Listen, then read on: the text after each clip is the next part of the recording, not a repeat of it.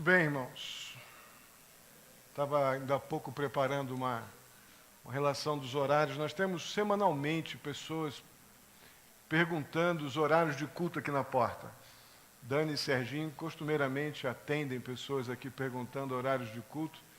E algo que nós já ameaçamos um monte de vezes fazer e simplesmente não fizemos. E é um erro. Vamos ver se essa semana a gente corrige isso. Estou preparando para o Jean poder, os horários certinhos para o Jean poder ver como se ele pode nos ajudar colocando uma placa na lateral. Mas enquanto cantávamos aqui esse último louvor, o pastor Atman falava de culto. E a palavra culto ou cultuar significa homenagear. E a gente pensa em muita coisa na hora de colocar quando chega no momento domingo, escola dominical, culto de adoração, celebração, um monte de coisa.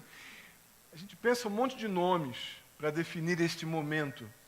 Se nós fizermos direito só o culto, se nós homenagearmos aquele que nos salvou, se colocarmos culto e prestarmos de fato um verdadeiro culto ao Senhor, estaremos realmente fazendo algo importante nesse nosso tempo juntos aqui. Cultuando, homenageando aquele que nos salvou de maneira graciosa, poderosa, sobrenatural, cheia de amor e graça. Culto, homenagem, isso precisa estar na nossa cabeça sempre que a gente se ajuntar para adorar o Senhor. Estamos homenageando aquele que nos salvou. E como o Senhor Jesus não quis voltar antes de eu pregar, eu vou pregar. Estou pronto para ele me interromper a qualquer horário, ou a qualquer momento. Vamos continuar falando sobre semear.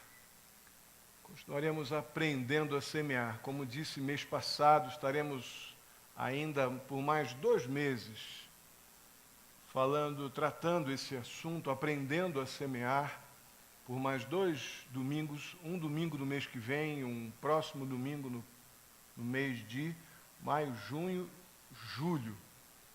E assim nós fecharemos essa sequência de aprendizado bíblico, porque está na Bíblia, viu, irmãos?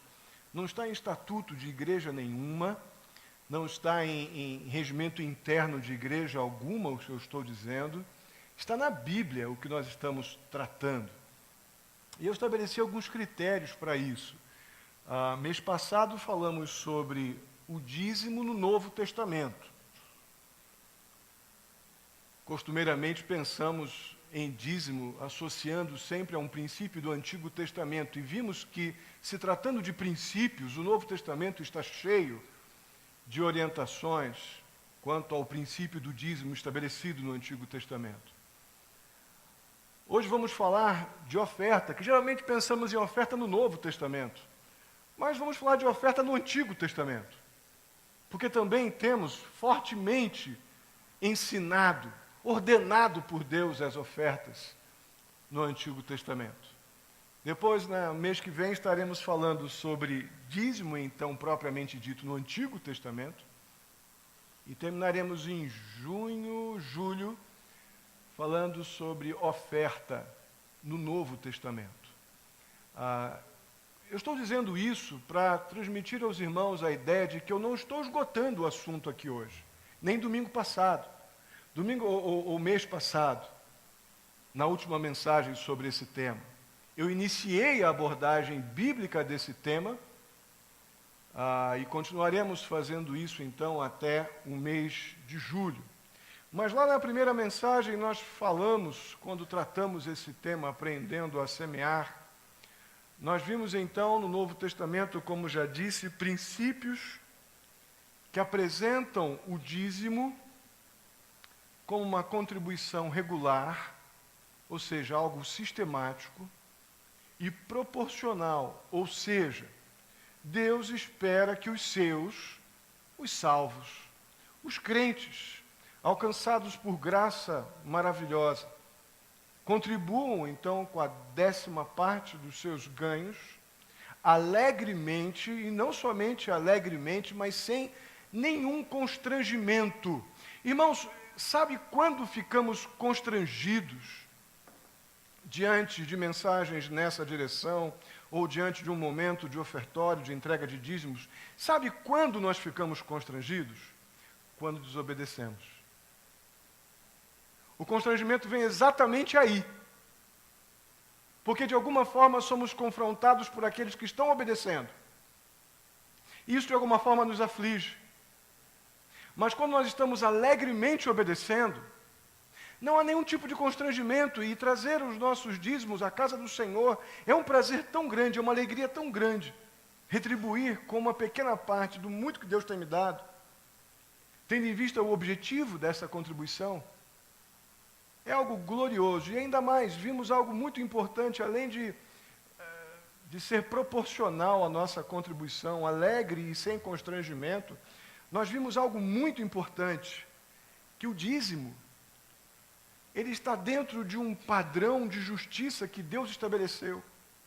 O Senhor não está medindo ninguém pelo quanto entrega de dízimo, mas sem dúvida alguma está atento à maneira como nós nos portamos em relação ao padrão de justiça que Ele estabeleceu, que é a 10ª parte do que recebemos. Não 1.000, 1 milhão, ou 10 reais, ou R$1.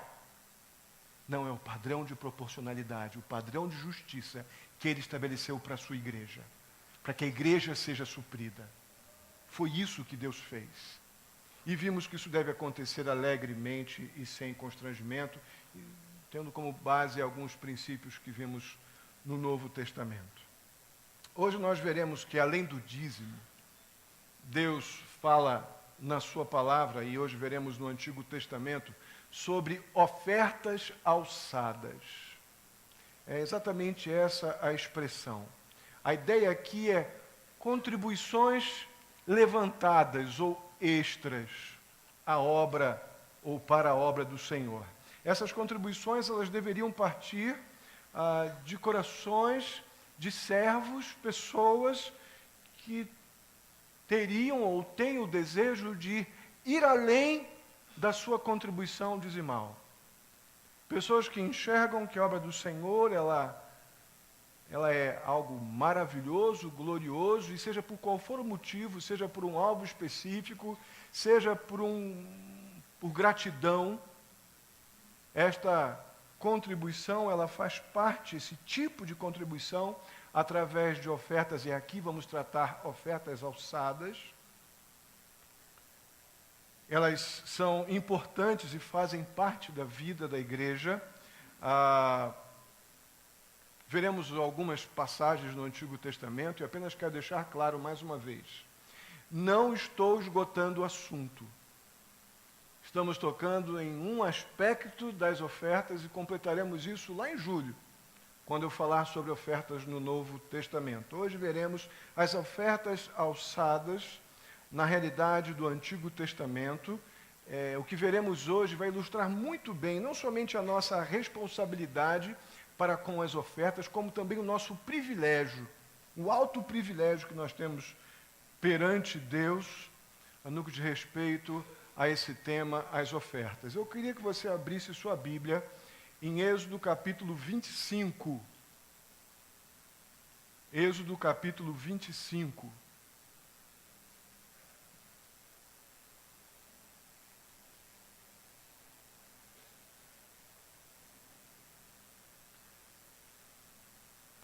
Eu farei a leitura dos versos 1 a 9, e depois vamos para Êxodo capítulo 36, e eu lerei os versículos de 1 ao 6. Inicialmente, então, Êxodo 25, versos do 1 ao 9, diz assim: Disse o Senhor a Moisés: Diga aos israelitas que me tragam uma oferta. Receba de todo aquele cujo coração o compelir a dar. Estas são as ofertas que deverá receber deles: ouro, prata e bronze, fios de tecido azul, roxo e vermelho, linho fino, pelos de cabra, peles de carneiro tingidas de vermelho, couro, madeira de acaia, azeite para iluminação, especiarias para o óleo da unção e para o incenso aromático, pedras de ônix e outras pedras preciosas para serem encravadas no colete sacerdotal e no peitoral. E farão um santuário para mim, eu habitarei no meio deles. Façam tudo como eu lhes mostrar, conforme o modelo do tabernáculo e de cada utensílio. Vamos adiantar um pouco, vamos lá no capítulo 36. E vamos ler os versos do 1 ao 6. Diz assim: Assim, Bezalel, Aholiabe e todos os homens capazes a quem o Senhor concedeu destreza e habilidade para fazerem toda a obra de construção do santuário, realizarão a obra como o Senhor ordenou. Então Moisés chamou Bezalel e Aholiabe e todos os homens capazes a quem o Senhor dera habilidade e que estavam dispostos a vir realizar a obra. Receberam de Moisés todas as ofertas que os israelitas tinham trazido para a obra de construção do santuário. E o povo continuava a trazer voluntariamente ofertas manhã após manhã. Por isso, todos os artesãos habilidosos que trabalhavam no santuário interromperam o trabalho e disseram a Moisés: o povo está trazendo mais do que o suficiente para realizar a obra que o Senhor ordenou. Então Moisés ordenou que fosse feita esta proclamação em todo o acampamento: nenhum homem ou mulher deverá fazer mais nada para ser oferecido ao santuário. Assim o povo foi impedido de trazer mais, pois o que já haviam recebido era mais que suficiente para realizar toda a obra. Amém? Vamos fechar nossos olhos e orar. Santo e amado Deus, eu te agradeço pela oportunidade que temos, ó Deus, de ministrar da tua parte, verdade espiritual tão especial para a nossa vida como igreja. Eu peço a Deus que o Senhor esteja abrindo o entendimento de cada um de nós, trazendo a Deus humildade e submissão à tua vontade aqui revelada. Fala conosco, Pai Santo, eu te peço, mais uma vez, em nome de Jesus. Amém. Amém, irmãos?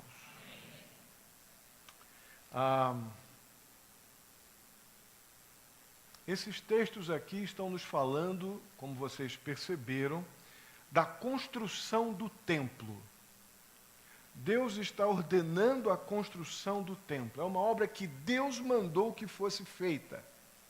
Muito do que foi dito aqui diz respeito a um simbolismo característico ao Antigo Testamento. A questão dos tecidos, as cores, eram realidades bem contextuais para aquele momento ali do povo no deserto ainda, no deslocamento e nesse momento de construção do templo, onde havia uma representatividade. Esses ornamentos, eles representavam a majestade da presença de Deus, representavam a santidade de Deus. Esses ornamentos que foram aqui ordenados por Deus que houvessem no templo, já apontavam lá para frente para o Redentor prometido, para o nosso Senhor Jesus Cristo. Uma série de simbolismos aqui haviam nesses ornamentos, algo que diz respeito mais exclusivamente àquele contexto dos dias de Moisés e do povo ali naquele momento da construção do templo. A questão é, Deus poderia perfeitamente ter construído um templo para a adoração dele mesmo, produzindo isso do nada. Deus não precisa de mim, deles, de vocês, nós, para nada. Deus podia simplesmente construir, fazer existir a casa para a sua adoração. A questão é que Deus quis que fosse feito com o envolvimento e os recursos do seu povo. Deus quis que fosse assim. Por isso Deus estabeleceu a forma. Moisés, levanta uma oferta do meio do povo para fazer aquilo que eu estou mandando. É isso que acontece no texto. Deus quis que fosse assim e nos deixou um princípio bastante nítido, inclusive. Aí pode vir uma pergunta: pastor, Mas já existiam os dízimos aqui nesse contexto, já haviam sido estabelecidos os princípios, a regulamentação do dízimo. Por que o dízimo não está sendo usado aqui para suprir essa necessidade? A razão é simples. Os dízimos, uma vez que nós já aprendemos que são aquela contribuição, ou que é aquela contribuição regular, aquela contribuição sistemática, já tinha sua destinação.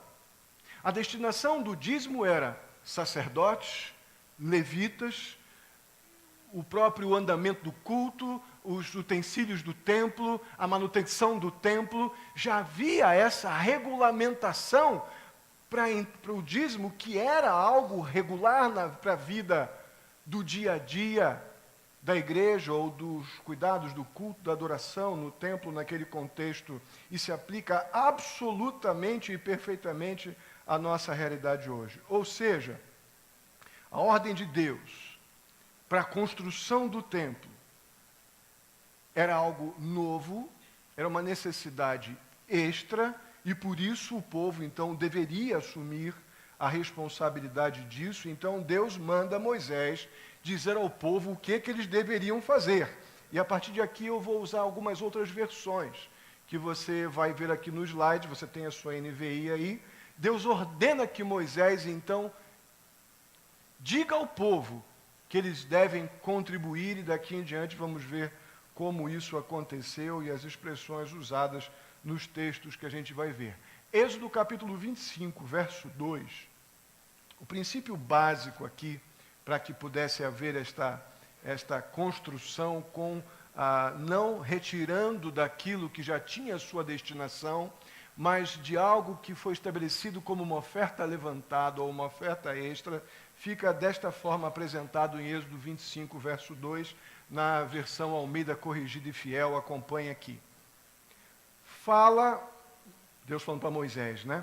Fala aos filhos de Israel que me tragam uma oferta alçada. É a mesma palavra que encontramos na NVI, porém aqui está no seu sentido mais literal. Tá? É a ideia de oferta levantada, oferta extra. De todo homem cujo coração se mover voluntariamente, dele tomareis a minha oferta alçada. Algo que me chamou a atenção são duas expressões aqui. É o verbo tomar, que é algo rude até, mas olha a expressão que Moisés transmite, ou que recebe da parte de Deus. Deles, Moisés, você tomará. A ideia aqui é de receber. É que na nossa cultura a ideia de tomar é muito, né? Mas a ideia aqui é de receber, mas me chamou a atenção este verbo aqui. E depois percebam como o Senhor define a oferta. Moisés, deles você tomará a minha oferta. O que é meu, o que eles já determinaram em seus corações de entregar para a obra do Senhor, já deste momento em diante não é mais deles. Receba o que é meu da mão deles. Isso me chamou a atenção. E é algo para a gente pensar. Até pelo que eu vou falar daqui a pouco. Isso, meus irmãos, não tem absolutamente a ver com quantidade, com valor.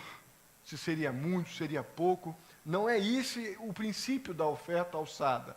Mas aqui é algo vindo realmente do meio do povo de Deus, que estava sendo levantado, ou seja, alçado, e apresentado a Deus como algo especial, e com o detalhe de algo voluntário.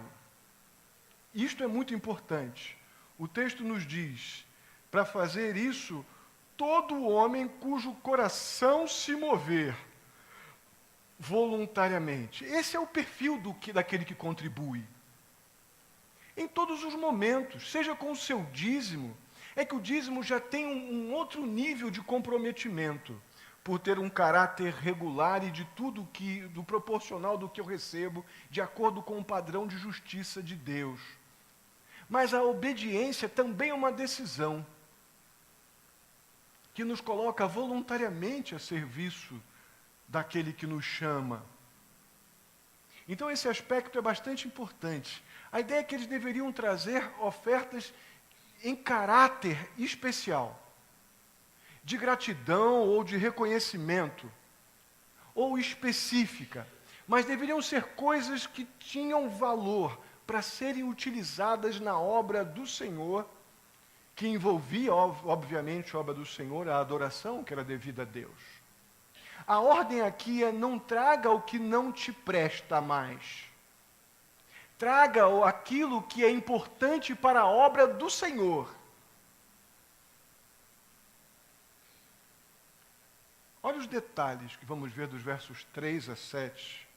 Olha o que estava sendo entregue à obra do Senhor. Estas são as ofertas que deveria receber deles: ouro, prata, bronze, fios de tecido azul, roxo e vermelho, linho fino, pelos de cabra, peles de carneiro tingidas de vermelho, couro, madeira de acaia, azeite para iluminação, especiarias,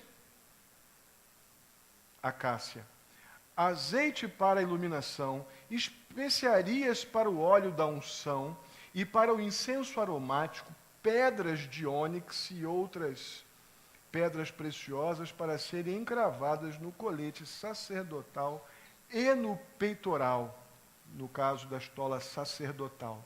Irmãos, observe aqui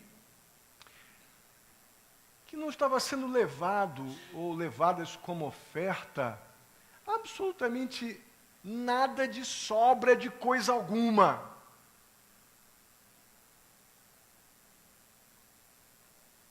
Ou algo que não tinha mais valor para o ofertante, porque eu creio que tudo que estamos vendo aqui para a cultura, se bem que ouro e prata continua sendo algo na nossa cultura também de grande valor.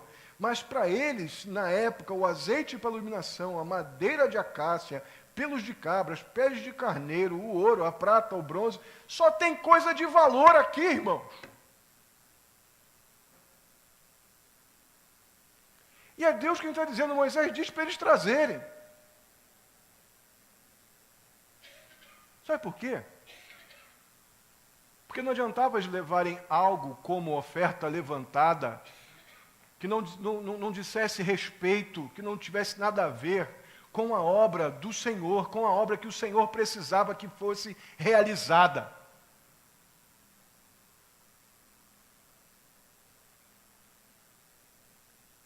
Certa vez,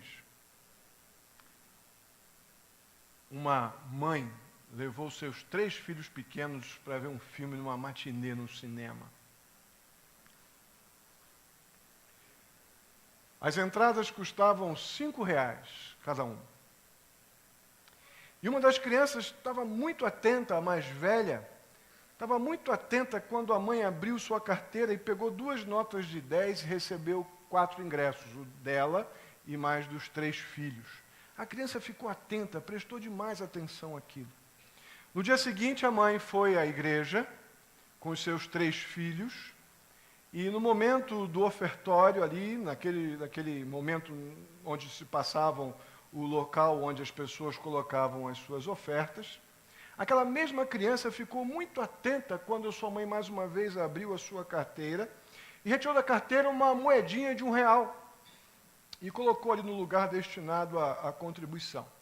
Aquela criança virou, olhou firme para sua mãe e num tom de voz forte que as pessoas em volta ouviram, chamou atenção, ela falou o seguinte: mãe, a igreja é muito mais barato que o filme. Que legal! Meus irmãos, a nossa oferta, ela tem realmente representado o valor que a obra do Senhor tem para nós?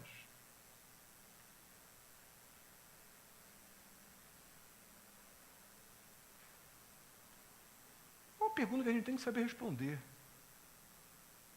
Porque não temos pena em dar R$20 num Big Mac combo, Coca-Cola e batata frita. Nenhuma pena. Mas Eu não digo que isso é regra, digo que é comum. Nós, quando pensamos em ofertas, de forma geral, a gente procura a moedinha de um, mesmo que tenha a oportunidade de fazer isso de forma diferente. Eu creio que isso revela de forma bem significativa o quanto vale a obra do Senhor para mim.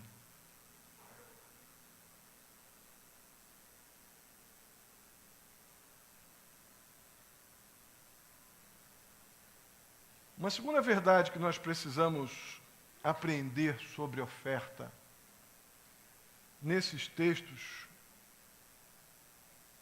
é que a voluntariedade da oferta jamais ela significa eventualidade, aleatoriedade.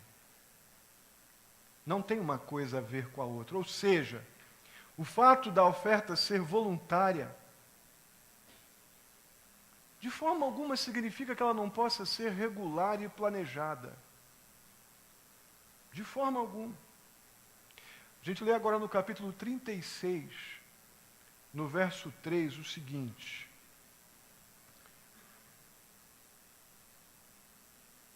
E aí estamos vendo na revista atualizada de João Ferreira de Almeida. E receberam de Moisés, se quiser acompanhar aqui no slide, e receberam de Moisés toda a oferta alçada, que os filhos de Israel tinham ido para a obra do serviço do santuário para fazê-la. E ainda lhes traziam cada manhã ofertas voluntárias. Ou seja, irmãos, enquanto durou a construção, as ofertas eram trazidas regularmente, a cada manhã. É o que o texto nos diz. Estou falando de dízimo, não. O dízimo já tinha a sua sistematização e a sua regularização. O que o texto está dizendo é que enquanto a obra durou todas as manhãs, era levada a contribuição necessária para a construção do templo. Irmãos, não podemos de forma alguma pensar que planejamento ou regularidade mata a espiritualidade da oferta que é entregue de coração. Se a oferta for entregue realmente de forma voluntária, com a compreensão da obra do Senhor que precisa ser feita, o fato de você planejá-la, sistematizá-la, não compromete de forma alguma a espiritualidade. A gente acha que oferta boa é aquela que vem em consequência de um arrepio. Deu arrepio, eu vou lá e... É nessa que esses grupos por aí fazem o que fazem. E a gente aqui acaba ficando constrangido de empregar a verdade por causa das aberrações que são feitas com emocionalização e situações antibíblicas, oportunistas e carnais. Mas a verdade bíblica é esta aqui, que nós estamos vendo.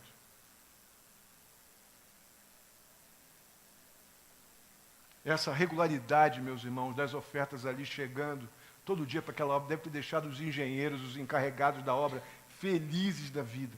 Deve ter ajudado muito no andamento da construção, porque eles sabiam que os crentes estariam ali diariamente levando aquilo que podiam para que a obra fosse completada a contento.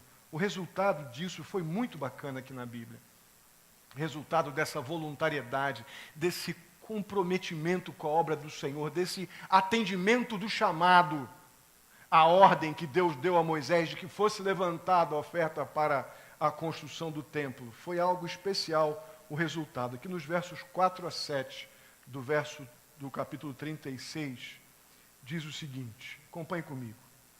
Então, todos os sábios que faziam toda a obra do santuário vieram cada um da obra que fazia e disseram a Moisés: o povo traz muito mais do que é necessário para o serviço da obra que o Senhor ordenou se fizesse. Pelo que Moisés deu ordem, a qual fizeram proclamar por todo o arraial, dizendo: nenhum homem nem mulher faça mais obra alguma para a oferta alçada do santuário. Assim o povo foi proibido de trazer mais, porque o material que tinham era bastante para toda a obra e ainda sobrava. Irmãos, isso é bacana demais. Ler isso aqui me trouxe uma gostosa lembrança de quando nós aqui solicitamos, pedimos, levantamos na igreja, ou como usando os termos aqui de Moisés, de Deus com Moisés, foi tomado, né, da igreja para um fim específico, lá do pastor Charlton Sana, em Guiné-Bissau, quando nós pedimos ofertas para que pudesse haver luz na casa do pastor Charlton. Inclusive ele está me devendo as fotos lá que eu pedi para ele. Mas já recebi a alegria dele, a gratidão, já transmiti isso para os irmãos. Mas foi uma coisa bacana, eu e o pastor Átila olhando e dizendo, olha, temos que pedir para os irmãos pararem de contribuir, porque já está mais do que suficiente. Eu lendo esse texto aqui, puxa vida, a experiência daquele povo lá com Moisés, naquele momento de liberalidade, voluntariedade, compreensão da obra do Senhor, a ponto de Moisés precisar dizer, vocês estão proibidos de trazer oferta. Eu quero chegar nesse ponto aqui, irmão. Mais vezes, por favor, me deem essa grata experiência. Pode parar, não traz mais não. Porque estamos sendo plenamente supridos. Que coisa espetacular. Irmãos, o que poderemos fazer pela obra do Senhor se formos constantes neste nível de voluntariedade?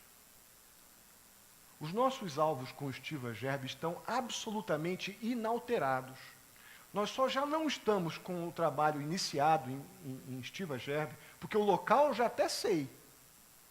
Já estive lá com a Alcione, estive lá com os outros irmãos. Se Deus permitir, eu sei até o local que nós vamos ter a nossa igreja ali em Estiva. Mas sabe por que nós não vamos? Porque não temos os recursos para comprar um terreno. Deve ser uns 30 mil. Pelo que vimos lá, eu e Dil, mais ou menos, né, Dil? Porque eu vou de barraca, eu vou de toldinho, vou de lona, até a gente trabalhando lá, a gente chegaremos em condições de ter a igreja estabelecida. Mas por que não estamos lá ainda? Eu ouvi uma pessoa dizer o seguinte, certa vez o tesoureiro chegou na igreja no final de culto, falou, irmãos, quero trazer para vocês, tesoureiro de uma igreja, quero trazer para vocês 3 situações. Uma é ruim, deixa eu ver se eu me lembro certinho, uma é ruim, a outra é boa e a outra eu não sei definir ainda como é que vai ser. A primeira, o telhado da igreja caiu, essa é ruim. A segunda é boa, nós temos o dinheiro para consertar o telhado. A terceira, está no bolso de vocês. Nós só posso consertar o telhado se vocês contribuírem voluntariamente. É mais ou menos assim, Estiva. A obra está lá. O problema é comprar o terreno. O dinheiro nós temos, está no nosso bolso. Cabe agora a gente fazer a nossa parte. Deus tem nos dado as pessoas, Deus tem nos dado o sustento. É oração, irmão. Joelho no chão, oração e obediência. É assim que a obra do Senhor vai.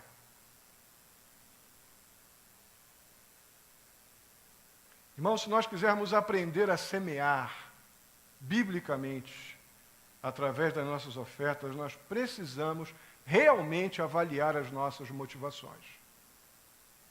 Seriamente.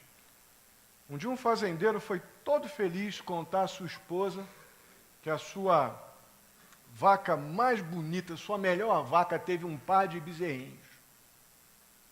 Um era um malhado e o outro era um branquinho. E disse, mulher do céu,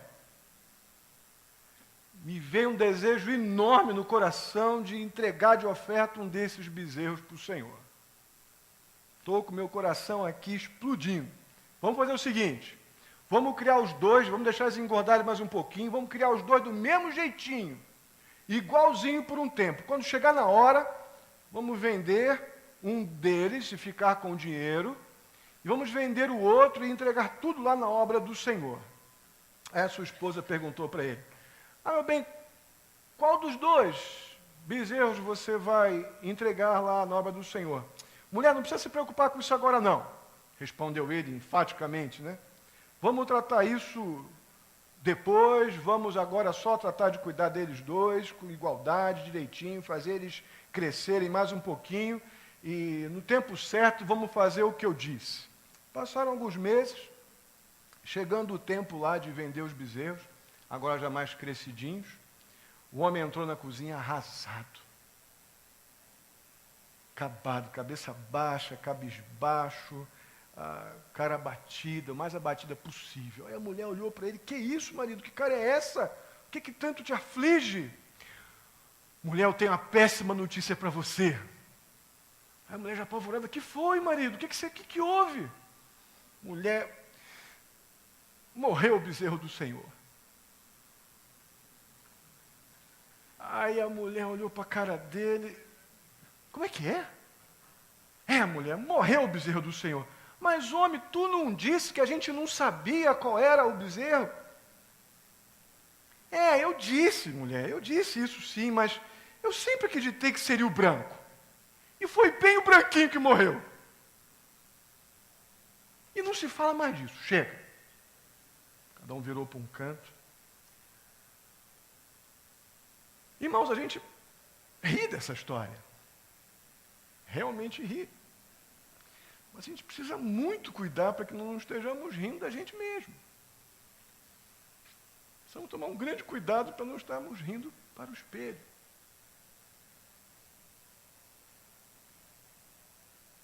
É sempre o bezerro do Senhor que morre.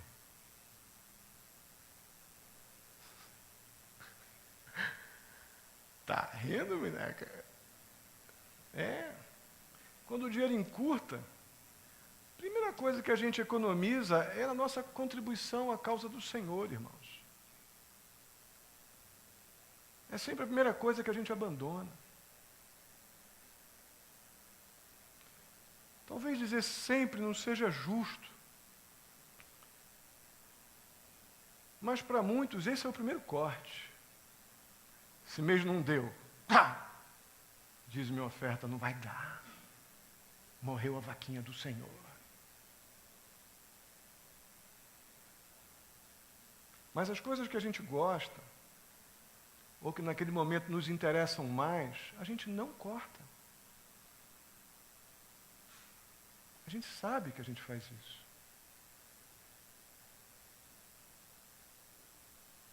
Eu creio que atitudes assim revelam bastante o tipo de relação que nós temos com o Senhor e com a sua obra. A gente tem que pensar muito honestamente sobre isso. O fato de crermos em Deus, de forma alguma, prova que nós estamos servindo a sua obra, ou fazendo a sua vontade do jeito que Ele quer. E nós sabemos o jeito que Ele quer. Não é o meu jeito, o jeito da Igreja Batista. É o jeito do Senhor que nós estamos aprendendo. Precisamos cuidar seriamente para que não seja assim. O que não seja assim a nossa motivação para com as nossas ofertas. Que não estejamos sempre velando a vaquinha do Senhor. O que fica claro é que não existe nenhum tipo de incompatibilidade entre dízimo e oferta. Não tem. E nem muito menos igualdade, ou seja, não é a mesma coisa. Ou uma não substitui a outra. Tem propósitos diferentes. A motivação, ela é basicamente a mesma. Mas os propósitos, os fins são diferentes. Tanto um quanto o outro tem o seu alvo. Precisamos cuidar, queridos irmãos, para não ofertar simplesmente o que nos sobra, ou aquilo que não nos interessa, mas ofertar como vimos aqui no texto, aquilo que é agradável, aquilo que é aceitável ao Senhor e à sua obra. precisamos entregar à casa do Senhor o que a casa do Senhor precisa. Eu creio que Deus merece esse zelo da nossa parte. É zelo, irmãos.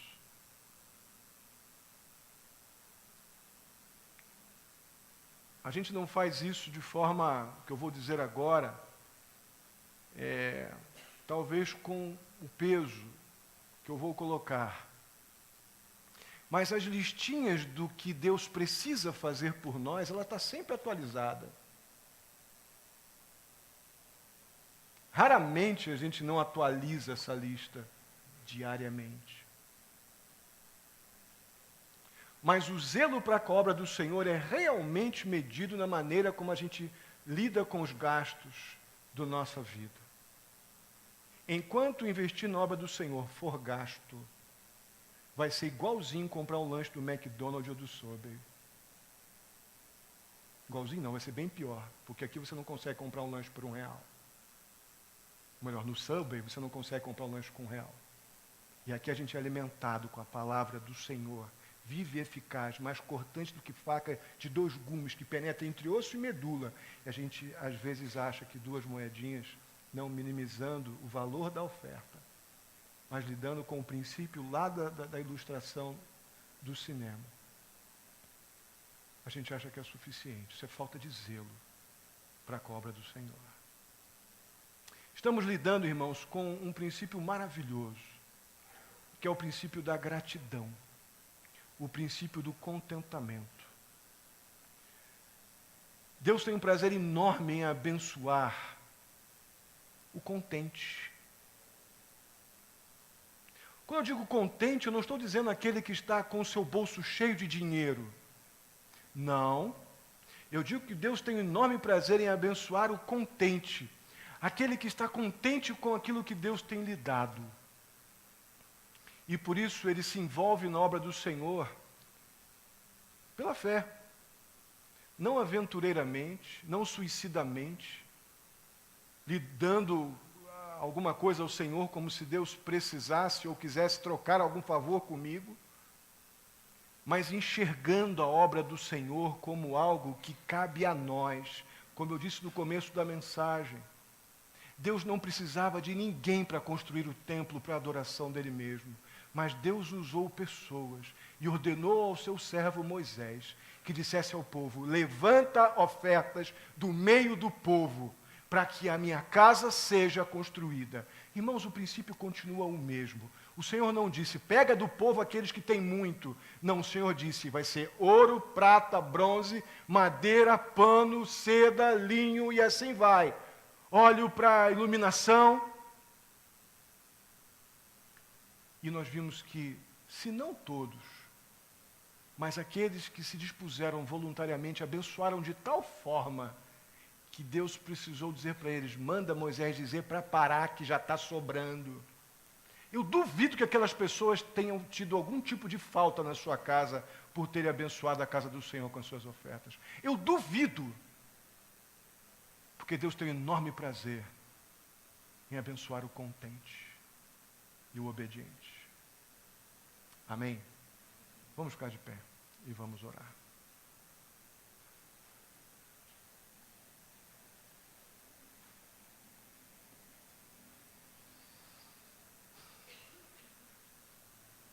Santo e amado Deus, obrigado pela Tua palavra que legisla de uma forma tão graciosa, num tema, ó Deus, que está sendo tão banalizado, estragado em nossos dias, e podemos de forma tão segura e confiante pregar a verdade que está na Tua palavra, crendo que o Senhor, ó Deus, move os nossos corações para compreendermos, ó Pai, e para experimentarmos a bênção de contribuir de forma zelosa com a Tua obra. Muito obrigado por esta oportunidade tão preciosa. Vai fundindo no coração de cada um de nós, ó Deus, estas verdades como privilégios, ó Pai. Nós temos sido abençoados, ó Deus. Isso não quer dizer que não temos dificuldades. Isso não quer dizer que não temos desafios. Mas seguramente é impossível dizer que não temos sido abençoados. O que precisamos, ó Deus, é de um olhar zeloso para a Tua obra. E pararmos, ó Deus, de achar que o resto é para cá, para a Tua casa. E o bom tem que ser para aquilo que me sacia por pequenos momentos. Eu sei que não é assim na maioria dos corações. Mas nós inclinamos para isso muito costumeiramente, ó Deus. Nós vendemos o bezerro do Senhor, ele morre muito facilmente, ó Pai, quando nossos interesses são afetados. Eu peço a Ti misericórdia dos nossos pecados e que o Senhor enche o nosso coração, encha de contentamento, para podermos estarmos cheios de voluntariedade, visão do Teu reino, da Tua obra, e trazer ofertas, ó Pai, alegremente, na Tua casa, para o Teu serviço. Temos, ó Pai, Estiva Gerbe como um desafio. Eu continuo, ó Pai, desejando, meu coração ainda arde por colocar uma igreja ali em Estiva. Se o Senhor quiser estiver no meu coração, ó Deus, eu estou totalmente disposto a enxergar de outra forma. Mas enquanto isso estiver no meu coração, ó Pai, eu vou continuar. Decidido a termos uma igreja ali em Estiva, aquele povo precisa de quem pregue a palavra verdadeira e legítima. Ó Deus, eu peço a Ti em nome de Jesus, que estejamos dispostos a contribuir para aquela obra. Põe isso nos nossos corações, no Teu tempo e na Tua hora. Muito obrigado, ó Pai Santo, pela oportunidade de tratar este assunto de forma tão clara, objetiva e bíblica. Leva-nos em paz para os nossos lares. Dá-nos uma semana em tudo provida pelo Senhor. O Senhor conhece os desafios, ó Pai, eu peço em nome de Jesus a Tua misericórdia. Dá sabedoria, dá livramento. Muitas são as aflições do justo, mas o Senhor nos livra de todas. Ó Deus querido, saímos daqui cheios de contentamento, alegria no Senhor. Muito obrigado, ó Pai, pelos dízimos e ofertas, mais uma vez Te louvamos. Leva-nos em segurança para os nossos lares, eu Te peço, em nome de Jesus. Que a graça do nosso Senhor e Salvador Jesus Cristo, o amor de Deus, nosso amado Pai, a comunhão e a consolação do Espírito Santo esteja sobre a vida de cada um de vós, queridos e amados irmãos, hoje e até a vinda do nosso Senhor Jesus Cristo. Amém e amém.